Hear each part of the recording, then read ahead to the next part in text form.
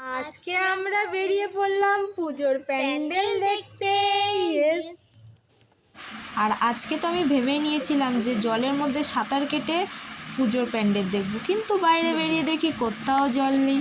তাই বেশি দেরি না করে বাসে উঠে পড়লাম পুজোর প্যান্ডেল দেখার জন্য। তো দেখো প্রথমেই চলে এসেছি পুজোর প্যান্ডেল দেখার জন্য শ্রীভূমিতে। দেখো সবার সঙ্গে আমি চলে এসেছি।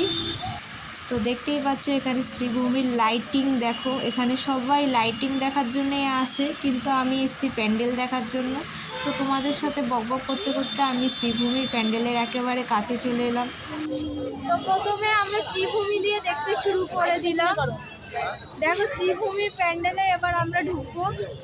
দেখতেই পাচ্ছ বৃষ্টি আমাদের আটকাতে পারেনি, বৃষ্টির জল জমে গেছে, তাই আজকে সৌভাগ্য। আর এটাই হচ্ছে, এটার জন্য আজকে একদম ফাঁকায় ফাঁকায় আমরা শ্রীভূমির প্যান্ডেলটা দেখতে পারবো। মানে তোমরা দেখতেই পাচ্ছ, এবার হয়তো শ্রীভূমির প্যান্ডেল এত ফাঁকায় ফাঁকায় আমরা দেখতে পারবো। তোমরা দেখতেই পাচ্ছ বৃষ্টি এত পরিমাণে হয়েছিল, এত পরিমাণে জল জমেছে, যার কারণে আজকের দিনটা, আজকে হচ্ছে তৃতীয়া, আজকের দিনটায় অনেকটা কম ভিড় পাচ্ছি আমরা সবাই। তো শ্রীভূমির একেবারে প্যান্ডেলের সামনে, একেবারে প্যান্ডেলের সামনে চলে এসেছি। দেখো একেবারে প্যান্ডেলের সামনে একদম ফাঁকায় ফাঁকায়। এবার আমরা প্যান্ডেলের ভেতরে যাবো আমরা সবাই। এই যে শ্রীভূমির প্যান্ডেল তোমাদের দেখাবো। তো চলো এবার প্যান্ডেলের ভেতরে দেখাই। তো এবার উঠে পড়েছি প্যান্ডেলের ভেতরে দেখার জন্য। তো তোমরা দেখতেই পাচ্ছ মণ্ডপের সামনে একেবারে ফাঁকা। তো চলো এবার মণ্ডপের ভেতরে ঢুকে তোমাদের ডেকোরেশনটা পুরো দেখাই। তো দেখতেই পাচ্ছ তোমাদের প্রথমেই ঢুকে সামনের ডেকোরেশনটা দেখিয়ে দিচ্ছি একেবারে। দেখো কতটা সুন্দর লাগছে, এদের প্রত্যেকটা ডেকোরেশন এতটা সুন্দর হয়। এদের এই বছরে বলে না, এদের প্রত্যেক বছরের ডেকোরেশন আমার স্পেশালি খুব ভালো লাগে, মানে এতটা সুন্দর হয়। তোমরা দেখতেই পাচ্ছ এখানে ঝালরগুলো কত সুন্দর লাগছে। আর এবার আমি তোমাদের এদের প্যান্ডেলের ডেকোরেশনগুলো পুরো জুম করে দেখাবো। দেখো কতটা সুন্দর লাগছে, আর বিশেষ করে এদের প্রতিমাটাও ভীষণ সুন্দর হয় একেবারে।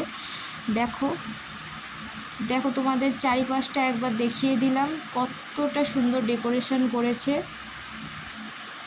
তো এই প্যান্ডেলটা দেখে নেওয়ার পর আমরা চলে যাচ্ছি হচ্ছে আমাদের নেক্সট ডেস্টিনেশন হচ্ছে অর্জুনপুর আমরা সবাই ক্লাব।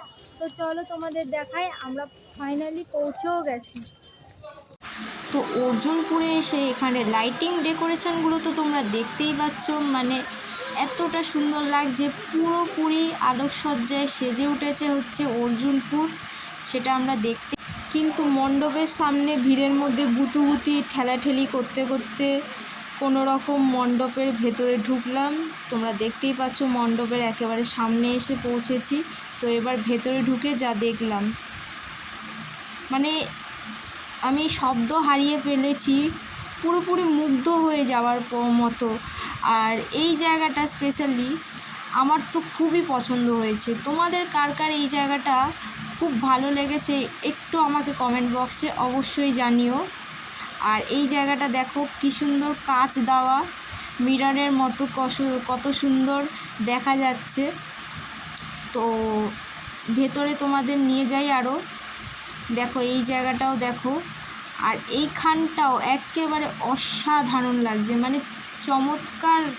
আর তাই আমি এখানটা একটু ভিডিও করতে গেছিলাম, কিন্তু দেখতেই পাচ্ছ আমি ধাক্কাধাক্কি গুতুগুতির মাঝখানে ফেসে গেছি, তাই একটুখানি ভিডিও তুলে এখান থেকে চুপচাপ করে চলে গেলাম একেবারে মণ্ডপের ভেতরে মায়ের মূর্তি দেখার জন্য। তো দেখতেই পাচ্ছ প্রতিমা কতটা সুন্দর লাগছে, আর নিচে কি সুন্দর কিউট কিউট সরস্বতী, লক্ষ্মী, কার্তিক, গণেশ সব ঘুরছে। আর এই দেখো চারিদিকটা যেই দিকে তাকানো যায় পুরো মায়ের মুখ ছাড়া আর কিচ্ছু দেখা যাচ্ছে না, মানে জাস্ট অসাম। আর এই জায়গাটাও দেখো, প্যান্ডেলের এই অংশটাও কত সুন্দর লাগছে। আমার তো পুরোপুরি প্যান্ডেলটা ওয়াও লেগেছে।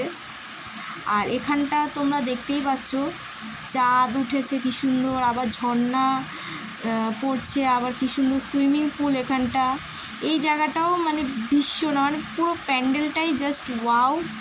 তো আজকে এই পর্যন্তই। তো তোমাদের সাথে দেখা হচ্ছে আবার নেক্সট ব্লগে। তো ততক্ষণের জন্য সবাইকে জানাই টাটা আর বাই বাই।